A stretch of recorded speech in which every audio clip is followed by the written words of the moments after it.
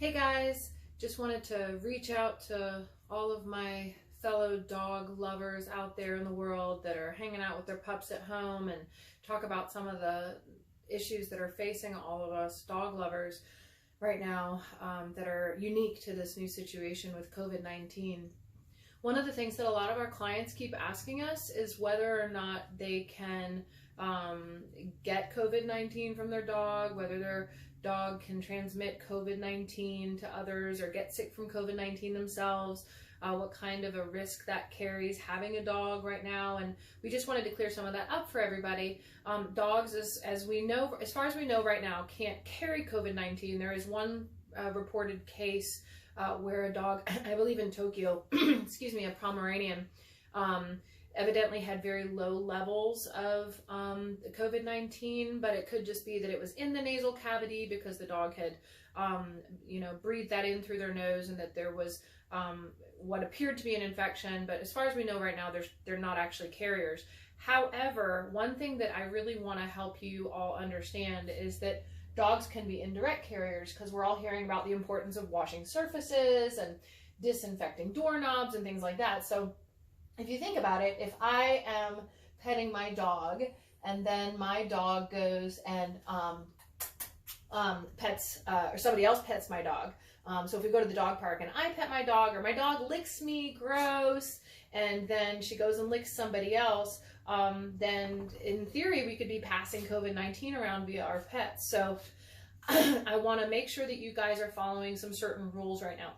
One, I would not let your dog play with other dogs that do not live in the household. So no dog parks, no play dates, no daycare. I know, it's super sad. And it just makes it that much harder, because how are you supposed to exercise your dogs when you can't give them those kinds of normal outlets for expressing their behaviors and getting all that energy out that's being pent up in the house with all of us having all this cabin fever. So, but it is really important. Think of them like a surface with legs and tongues. It's really easy to transmit all sorts of things back and forth via dogs. This is why we're seeing all of our clients remotely right now instead of in person.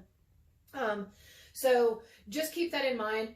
Be safe when you're walking down the street. Don't let your dog meet other neighbors' dogs, even on leash, and socialize physically. Don't let your neighbors pet your dog. Don't pet your neighbors' dogs. Really just be cautious and think of them as an infectious surface that's moving around.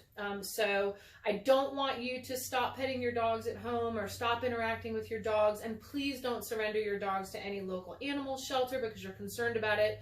They need us. They're stressed out and confused about why all of our behaviors have recently changed, and we all need to step up to the plate together to take care of them. So please just make sure that you keep taking care of your dog.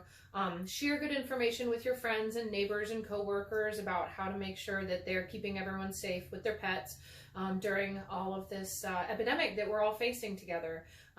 We will be releasing a bunch more videos on YouTube in the upcoming weeks to talk about different types of things that this COVID-19 is going to present behaviorally for our clients' dogs, both locally and nationally, and then also internationally. So things like, of course, we're going to have reduced exercise, so that's going to increase frustration in dogs.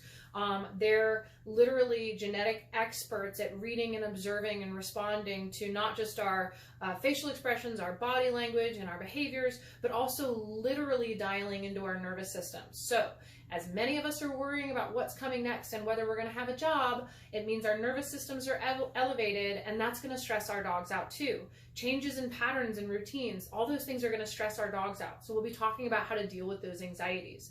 Also, it's going to be really important that you learn how to have some separation anxiety prevention, because if we're all home for a long period of time and then suddenly we go back to work, that's going to set up a whole generation of dogs to have clinical separation anxiety. So we'll talk about ways to prevent that from happening.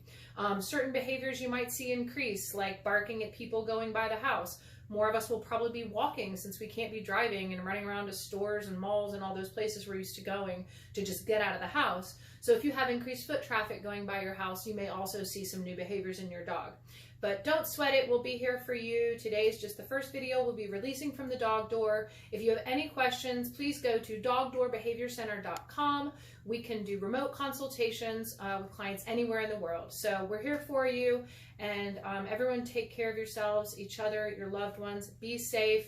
practice social distancing, and we'll talk to you soon.